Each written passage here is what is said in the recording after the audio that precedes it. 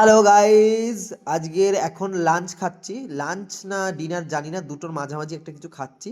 কারণ আমার বউ দারুণ দারুণ রান্না করেছে। এখানে আছে হচ্ছে সাদা ভাত, এখানে কালকের মাছ, এই ঘাড় ভেঙে গেছে মাছের। এই যে বিস্কুট খাচ্ছে, 1 টাকার বিস্কুট জেপ্টো থেকে কিনেছে।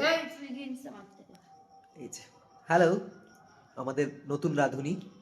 হ্যাঁ, এখানে হচ্ছে আলু ফুলকপির তরকারি, এটা হচ্ছে মাছের তেল কাটা চচ্চড়ি, এটা হচ্ছে লঙ্কা পেঁয়াজ, আর এটা হচ্ছে চিংড়ি বাটা। এটা আমার বউ সেই বানায়, সেই।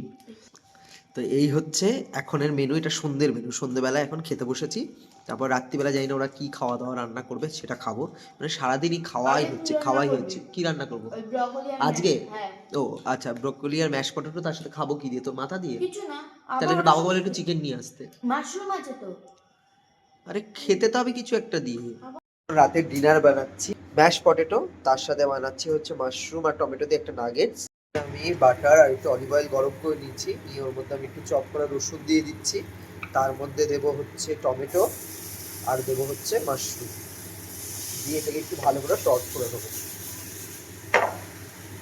এবার এর মধ্যে আমি দিয়ে দিচ্ছি ম্যাশ করা পটেটো, এটাকে ভালো করে মিক্স করে নিতে হবে। একটু সসে করে নিচ্ছি হালকা করে।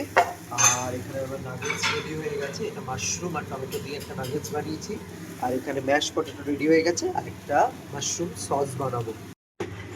এখানে আমার মাশরুম আর বাটারের যে সসটা হচ্ছিল ওটাও রেডি হয়ে গেছে, এবার জাস্ট প্লেটিং করবো, দিয়ে তোমাদের সাথে শেয়ার করছি। তো এখন আমরা ডিনার করছি আর এখানে সিনেমা দেখছি।